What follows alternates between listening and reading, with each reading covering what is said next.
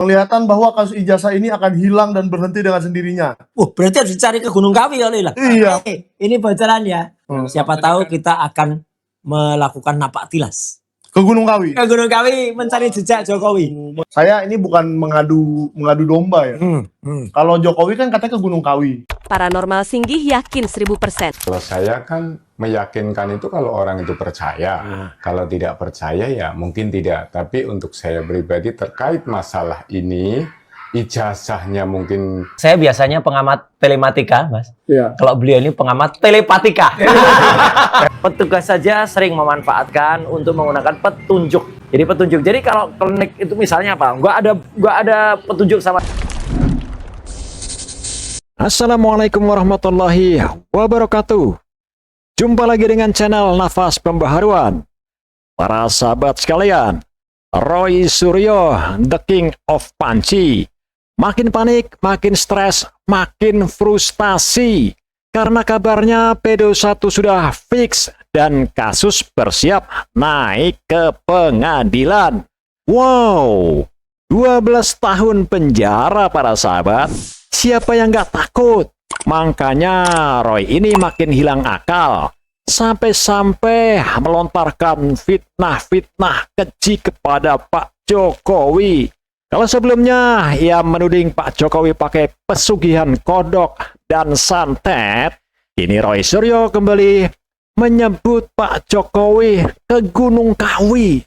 Wow, fitnah yang sungguh-sungguh keji para sahabat. Berarti harus dicari ke Gunung Kawi kali lah. Iya. Ini bocoran ya. Tapi belum fix ya. Siapa tahu kita akan melakukan napak tilas Ke Gunung Kawi. ke Gunung Kawi mencari jejak Jokowi. Mencari jejak Jokowi. Katanya, soalnya kuncinya dia udah bilang, ada itu dia memang pernah datang, bukan datang lah, sering datang gitu. Dan bakal ada Pemerintahan Prabowo ini semuanya dihalalkan. Boleh banget ini. Jadi wajar masyarakat mengatakan akan ada demo besar. Iya. Pak Roy dan tim, saya punya penglihatan. Wih, Penglihatan apa nih? Apa penglihatan apa? Kayaknya temennya Pak Singgih ini. Iya. Penglihatan bahwa kasus ijazah ini akan hilang dan berhenti dengan sendirinya. Berarti harus dicari ke Gunung Kawi kali lah. Iya. Ini bocoran ya. Tapi belum fix ya. Siapa tahu kita akan melakukan napak tilas Ke Gunung Kawi. ke Gunung Kawi mencari jejak Jokowi. Mencari jejak Jokowi. Katanya, soalnya kuncinya dia udah bilang, ada itu dia memang pernah datang, bukan datang lah, sering datang gitu. Dan bakal ada demo besar lagi kalau nggak akhir tahun, awal tahun depan. Siapa? Benar-benar loh. Oh, jago kali kalau bukan saya kan backing saya kan Tuhan. Oke. Gunung Kawi saya. Betul. Apa itu Gunung Kawi? Itu yang banyak kan Jokowi ke sana. Oh, itu yang pesulap merah ya? Iya. Nah, sekarang udah pakai merah, jadi udah siap ke Gunung Kawi. Tapi Pak Janes, Iya. saya ini bukan mengadu domba ya. Kalau Jokowi kan katanya ke Gunung Kawi. Ya. Kalau Pak Janes ini luar biasa loh. Sampai ke Bukit Barisan, Jember siap dukun Bang Roy. Loh, kok Kayaknya dukung maksudnya. dukung. Kalau dukun, Kayaknya lupa. ya. Kalau dukun itu nanti ke Gunung Kawi ya. Iya. Itu. Paranormal Singgih yakin 1000% dengan inisial P. Kalau saya kan meyakinkan itu kalau orang itu percaya. Kalau tidak percaya ya mungkin tidak. Tapi untuk saya pribadi terkait masalah ini, ijazahnya mungkin ada nama inisialnya P ya. Mungkin itu yang disuarakan sama orang-orang. Saya pribadi mengatakan ya kemungkinan dia yang mengetahui kan gitu. Inisial P itu. Mungkin yang mengetahui tentang apa yang menjadi isu besar dunia ini. Namun ada juga nih mungkin yang tahu persis, makanya kan aku pernah ngomong yang sebenarnya yang bisa menyelesaikan ini orang yang diisukan dan orang yang dikaitkan dan orang yang berkaitan. Karena di antara asli dan benarnya memang semata-mata banyak orang yang tidak tahu, nggak sampailah 20 aku bilang. Kalau orang yang semuanya mendukung, itu kan memang melihat kasat mata, baik kepribadian, baik logikanya, itu memang benar. Makanya terjadilah pro dan kontra. Pada kebenarannya yang tahu yang berkaitan itu. Kalau berkaitan itu sudah menyuarakan kebenaran, dari hati yang paling dalam hingga mulutlah bicara kebenaran, 1000% selesai ini. mungkin Bapak ini tidak asing lagi buat oknum kita yang beberapa kasus pencurian apa dia yang menemukan, polisi tidak bisa menemukan, tapi beliau bisa menemukan. Itulah saya pengen kita bawa ke podcast Sentana ini. Oke, kita kasih tahu namanya nggak apa-apa? Nggak apa-apa. Oh iya. Selamat datang Pak Singgi. Nah, Ya, gimana kabarnya Pak? baik. Baik ya. Nah, sampai dibawa tuh satu bendel. Ini coba lihat Pak. Ya, ini Isi- data-data. Isinya data-data. Nanti Pak Roy Suryo dikenalin terakhir aja ya. Kalau saya hanya ingin menambahkan sedikit sebelum Iya. mulai. Jadi kalau saya biasanya pengamat telematika, Mas. Iya. Kalau beliau ini pengamat telepatika. Telepatika. Telepatika. Ini telewicara. Tele apa? Telepatika. Telepatika. Berdasarkan pengalaman beliau, Iya. jadi kan ini biasanya begini, larinya ke sini, nanti dijual begini, nah ini cepunya di sini, ya gitu. Kalau dibilang ada orang yang ngomong dukun, orang pinter, paranormal, itu nggak ada orang paranormal menunjukkan pelakunya. Iya, iya. Ini saya ngomong ya nggak ada. Ya Nggak ada. satu kan beresiko. Iya. Dan yang kedua mungkin ya janganlah nanti diri sendiri yang kena. Kalau saya pribadi tidak. Saya pribadi atas Metodenya apa? dasar Ya. saya datang ke sini. Orang yang percaya klinik maka lawannya harus yang klinik juga. Iya. Nah, mungkin Pak Roy bisa cerita sedikit. Kenapa sih kemarin gelar perkaranya di hari Rabu itu? Rabu apa itu? Nah itu, Menurut tanggalan Jawa. mesti kita cek kemarin itu di hari, ntar cek dulu. Ya Ya. gitu, oke. Ya. Jadi jangan dibilang klinik apa segala. Nggak ada klinik ya. Jadi artinya semua itu kan kita lakukan dengan satu kata, ikhtiar. Ikhtiar itu adalah kita mencoba mencari dengan segala sesuatu. Petugas saja sering memanfaatkan untuk menggunakan petunjuk ya. Jadi petunjuk. Jadi kalau klinik itu misalnya apa? Nggak ada petunjuk sama sekali. Ya. Ini tadi blank. Nah, ini tadi pakai doa. Kemudian kita sudah punya petunjuk awal. Dari pendekatan ilmiah itulah yang kemudian ya tidak ada salahnya kita mencoba mencari siapa di antara mereka yang Ijazah, dokumen ijazah atau foto ijazah, barang digital ijazah itu adalah yang dipegang oleh saudara dari Ibu Iriana yang diserahkan waktu itu ke Bareskrim tanggal 22 Mei 2025. Ini bukan barang kajian kami, bukan. Bukan barang kajian kami, termasuk yang diklaim sudah diserahkan ke Polda itu bukan barang kajian kami. Kasih ke kami gitu kan, baru kemudian dikaji gitu Loh ya. iya kan, lalu ngapain Pak Jokowi melaporkan kami? Wong yang kami lakukan penelitian bukan dokumennya beliau kok. Ini kan foto dari, ya ini yang kami kaji, barang ini dan barang ini. Dan ini kedua-duanya ini tidak pernah dinyatakan sebagai barang milik Pak Jokowi kan gitu. Saya punya saksi, bahkan salah satu saksinya tuh anak saya sendiri. Mak Tipa, perempuan jadi-jadian yang hobinya memfitnah dan menebar kebohongan. Mak Tipa ini sudah menjadi kebiasaan berbohong. Jadi untuk menutupi satu kebohongan, Mak Tipa menambah kebohongan baru. Mak Tipa ya di salah satu podcast para pembenci Bapak Joko Widodo menyatakan bahwasanya kata Mak Tipa, saya punya saksi, bahkan salah satu saksinya itu anak saya sendiri. Apa enggak emak bengak seperti si Tipa ini melibatkan anaknya untuk berbohong? Mana anak kau tuh, ya kan? Yang kau bilang sebagai saksi. Kata dia, ya karena baik saya maupun anak saya katanya dikejar-kejar oleh kurir ya, oleh perantara yang meminta saya untuk ke Solo dengan iming-iming uang 50 miliar. Bujukan RJ tidak berhasil, bujukan uang 50 miliar gagal. Sekarang kembali kepada model ancaman. Jadi Mak Tipa ini, ya, dia berhalusinasi tingkat dewa. Dia bilang bahwasanya dia dikejar-kejar supaya dia ke Solo untuk melakukan RJ.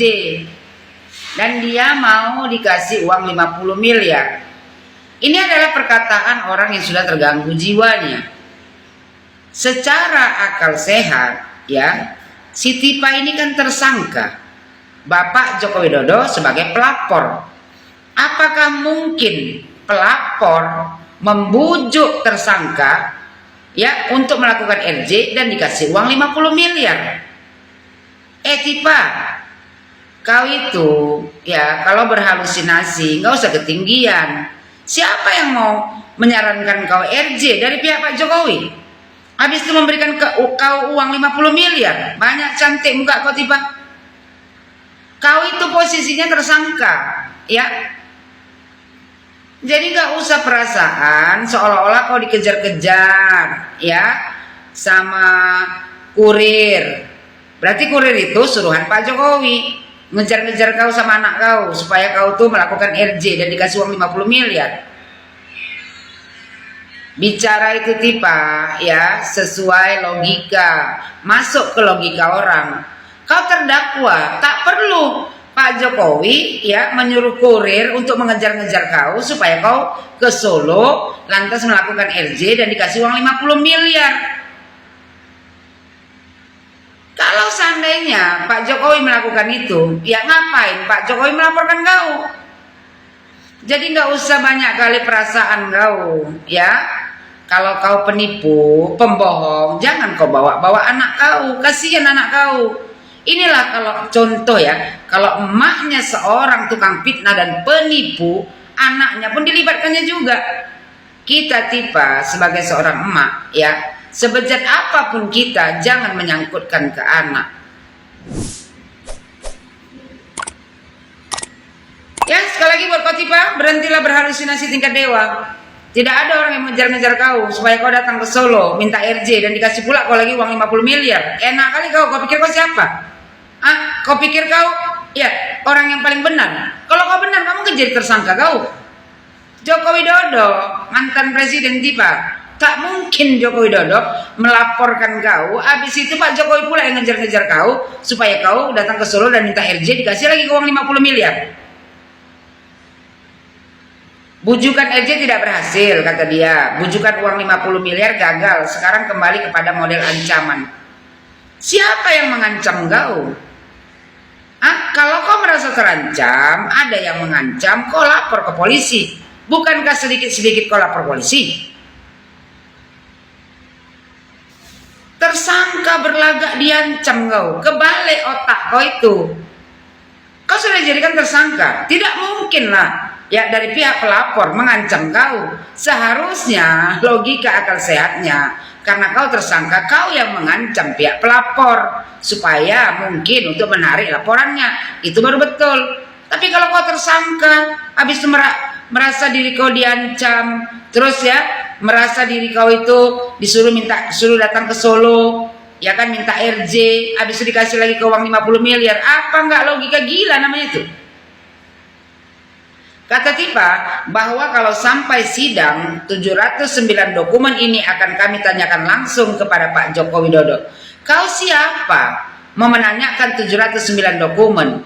Kau tuh tersangka. Kau tidak punya hak untuk bertanya, kecuali kau tuh pengacara. Inilah bengaknya kau. Tak bisa ya membedakan antara kau itu tersangka atau pengacara. Kata Tipa 709 dokumen yang miliknya Pak Joko Widodo, katanya. Terus Hosi bengak ini, Hosi ini pembenci Pak Jokowi juga ini.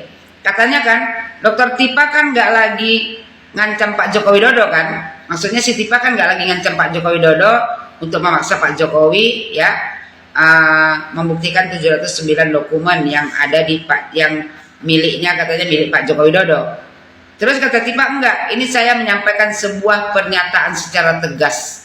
Kau siapa mau memberikan pernyataan secara tegas? Kau tuh tersangka, sadar diri kau Tipa. Ya, Tipa, tetaplah menebar kebohongan. Jangan merasa kau tuh di pihak yang benar. Kalau kau benar, tidak mungkin kau jadi tersangka.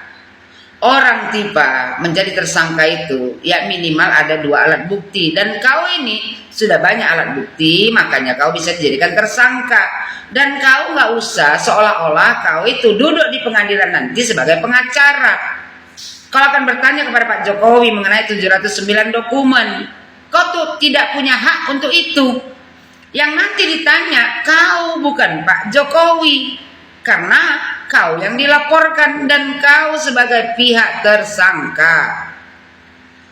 Jadi buat kau Tipa, ya berulang-ulang sudah kubilang, coba cek kejiwaan kau. Ya, kau ini sebenarnya sudah mengalami gangguan kejiwaan tanpa kau sadari. Dan sekali lagi ku ingatkan sama kau Tipa, sebagai ibu yang baik, jangan libatkan anak kalau kita yang berbuat tidak baik. Seburuk-buruk orang tua tidak akan melibatkan anaknya dalam perkara yang tidak baik. Seburuk-buruk orang tua ya akan berbuat keburukan sendiri tanpa melibatkan anak-anak. Kau bawa anak kau, cobalah kau panggil tuh anak kau, tuh bersaksi di podcast itu. Berani nggak kau menampilkan anak kau yang kau bilang sebagai saksi? Bahwasanya kalian dikejar-kejar oleh kurir ya yang ingin menawarkan RJ, yang meminta kau untuk datang ke Solo. Habis itu dikasih lagi kau uang 50 miliar. Muka kayak kau gini nggak menerima uang 50 miliar. Apalagi dikasih kau uang 50 miliar ya, kau ngajukan RJ, udah habis itu nanti kau dibebaskan. Nggak mau kau, nggak mungkin Tipa ya. Secara akal sehat saja tak mungkin kau tak mau, sementara sekarang kau sudah ketakutan karena sebentar lagi kau pasti masuk pengadilan. Jadi gini aja Tipa, cuap-cuap aja lah kau sekarang ini, karena sebentar lagi ya kan kau itu masuk pengadilan. Dan aku sangat berharap ya nanti kau mendapatkan ganjaran yang setimpal dengan perbuatan bejat kau selama ini. Mudah-mudahan kau dihukum yang seberat-beratnya, biar ada efek jerah. Dan nanti di penjara mudah-mudahan tobat kau, tobatan nasuha. Dan jangan lupa kau minta maaf kepada Pak Jokowi.